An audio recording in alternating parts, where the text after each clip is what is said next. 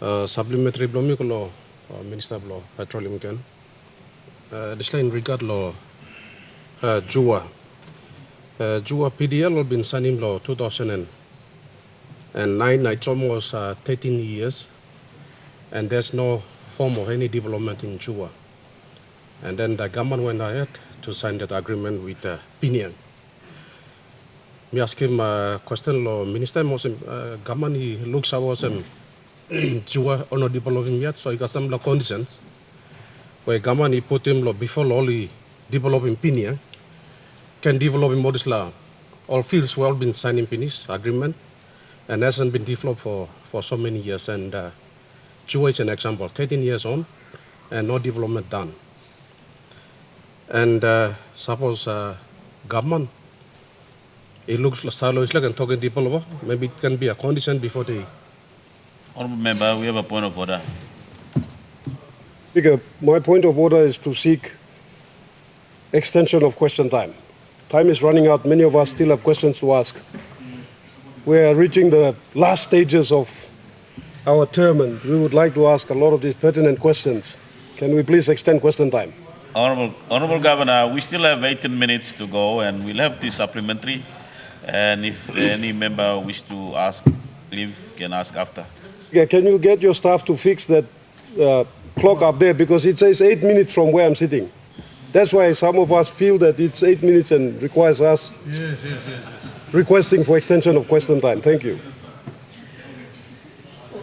If it tells you 8 minutes, the Speaker have just announced it's 18 minutes. So, Honourable Member. All right, thank you, Deputy Speaker. So, Mr. Odin can question blow me. 13 years, Action Mobil in developing JUA, and then we'll go ahead and sign him opinion. Is there any conditions that has been inserted in that agreement that JUA has to be developed first before opinion? Because it has been sitting there for 13 years. And if there's no any understanding, it's almost 13 years. Can you be able to cancel that license and invite a new developer to develop that place? Thank you, Mr. Deputy Speaker. Honourable Minister. Thank you, Mr. Speaker.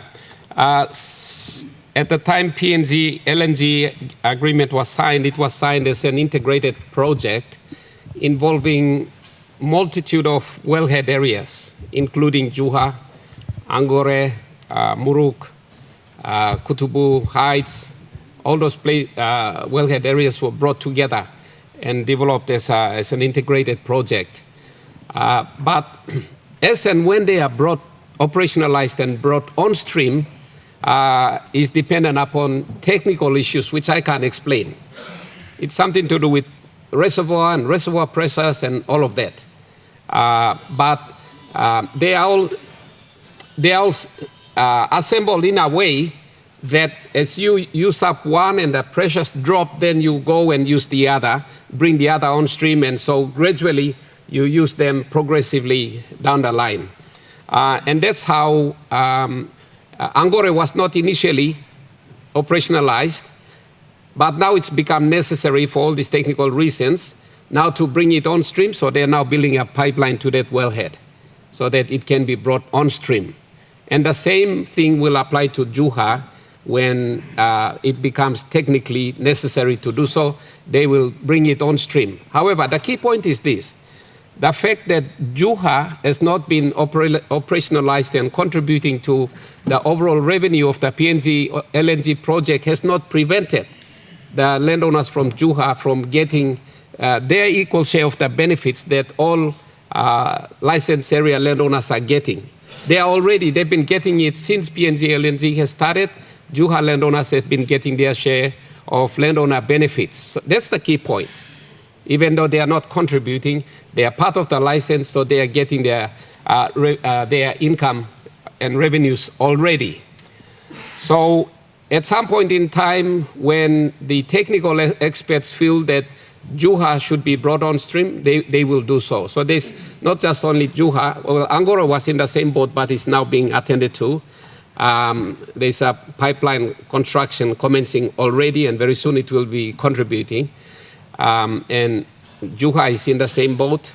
Muruk is there, and others are there. They'll be operationalized. So slowly, they'll come around to it. Piniang is a separate gas agreement completely. It's separate. It's not dependent upon how the integrated wellheads in the PNG LNG project are performing. It's completely independent, and that will follow in its own time. The only issue that Piniang has been concerned with was the construction costs. And that has been decided by all the parties, including the government, that it will be linked back to back with the construction of Papua to reduce the cost of construction of Piniang. So if they demobilized after Papua and go away and you want to mobilize them again, that adds to more costs.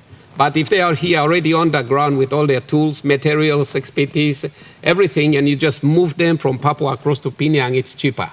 So that is how the contract is signed, and that's what will happen.